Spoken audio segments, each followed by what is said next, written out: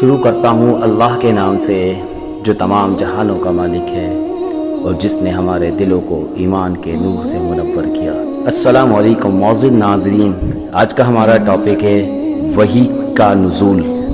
جس وقت آپ کو اللہ تعالیٰ نے نبوت دی، آپ کے اوپر پہلی وحی نازل ہوئی، عرب کی حالت اس وقت بہت خراب تھی۔ جیسا کہ پہلے بتایا جا چکا ہے، حضور اکرم صلی اللہ علیہ وسلم نے انہی لوگوں کے درمیان رہ کر پرورش پائی اور آپ کا اٹھنا بیٹھنا ملنا جلنا انہی لوگوں سے تھا، مگر آپ نے کسی کی گندی عادت نہیں لی۔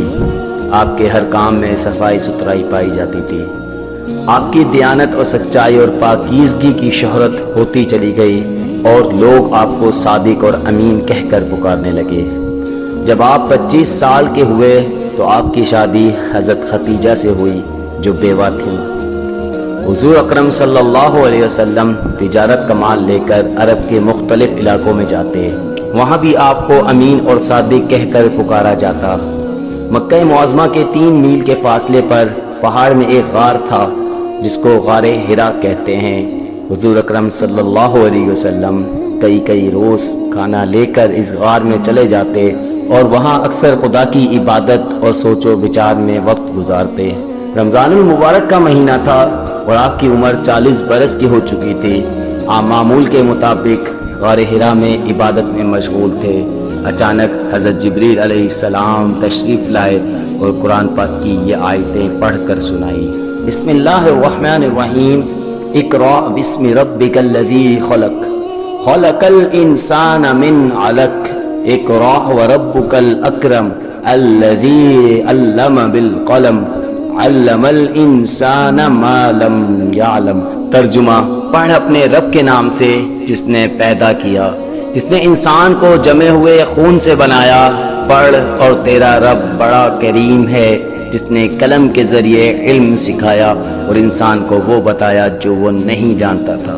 غار حرا میں آپ صلی اللہ علیہ وسلم کو نبوت عطا کی گئی اور حکم دیا گیا کہ اللہ کے بندوں کو اللہ کا سیدھا راستہ بتائیں۔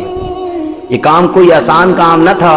اپنی ذمہ داری کا خیال کر کے آپ کانپ گئے اور گھبرائے ہوئے گھر تشریف لائے۔ حضرت خدیجہ رضی اللہ تعالی عنہا نے آپ کو تسلی دی اور کہا کہ آپ پریشان نہ ہو، اللہ تعالیٰ آپ کے ساتھ ہیں، وہ آپ کو کبھی خوف و رنج میں نہیں ڈالیں گے۔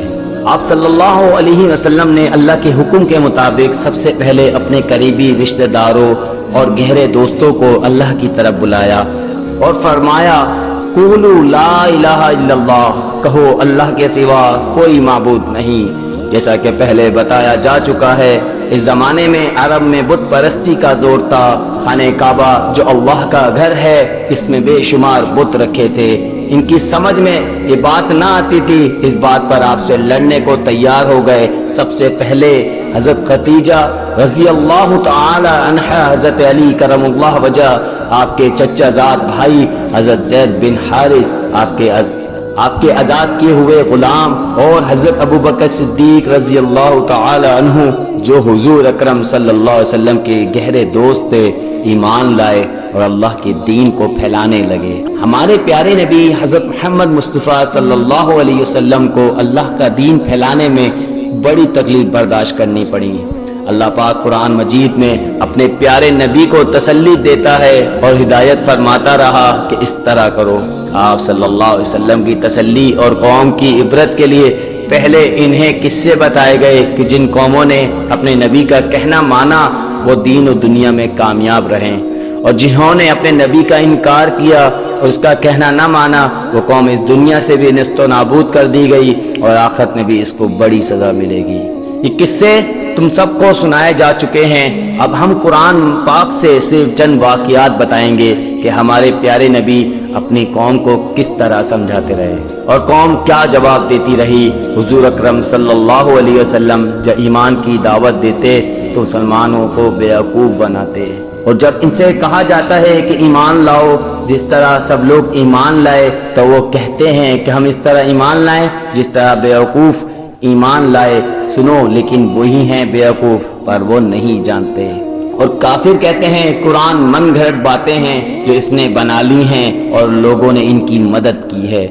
اللہ پاک اس کا جواب دیتے ہوئے فرماتے ہیں یہ لوگ ایسا کہنے میں ظلم اور جھوٹ پر اتر آئے ہیں اور کہتے ہیں کہ یہ پہلے لوگوں کی کہانیاں ہیں جن کو اس نے لکھ رکھا ہے اور صبح شام اس کو پڑھ پڑھ کر سنائی جاتی ہے۔ پھر اللہ تعالیٰ اس کا جواب دیتے ہوئے فرماتے ہیں کہہ دو کہ اس نے اتارا ہے جو آسمانوں اور زمینوں کی پوشیدہ باتوں کو جانتا ہے، بے شک وہ بخشنے والا مہربان ہے۔ اور کہتے ہیں کہ یہ کیسا پیغمبر ہے کہ کھانا کھاتا ہے اور بازاروں میں چلتا پھرتا ہے، اس کے ساتھ فرشتے کیوں نہیں نازل کیا گیا، اس کے ساتھ ہدایت کرنے کو رہتا، اور اس کی طرف آسمان سے خزانہ اتارا جاتا ہے، اس کا کوئی باغ ہوتا کہ اس میں سے کھایا کرتا، اور ظالم کہتے ہیں کہ تم ایک جادوگر شخص کی پیروی کرتے ہو جس پہ جادو کیا ہوا ہے۔ اللہ تعالیٰ جواب دیتے ہوئے فرماتے ہیں اے پیغمبر دیکھو یہ تمہارے بارے میں کس کس طرح کی باتیں کرتے ہیں، سو گمراہ ہو گئے ہیں اور راستہ نہیں پا سکتے۔ وہ خدا بابرکت ہے جو اگر چاہے تو تمہارے لیے اس سے بہتر بنا دے، باغات جن کے نیچے نہریں بہتی ہوں، نیز تمہارے لیے محل بنا دے۔ اور جو لوگ ہم سے ملنے کی امید نہیں رکھتے اور کہتے ہیں کہ فرشتے کیوں نہیں نازل کیے گئے یا ہم اپنی آنکھوں سے اپنے پروردگار کو دیکھ لیں، تو ہم نے دیکھا کہ ہمارے پیارے نبی نے اس دین کو پھیلانے کے خاطر کیسی کیسی تکلیفیں اٹھائیں، آپ نے صبر سے کام لیا اور ہمت نہیں ہاری۔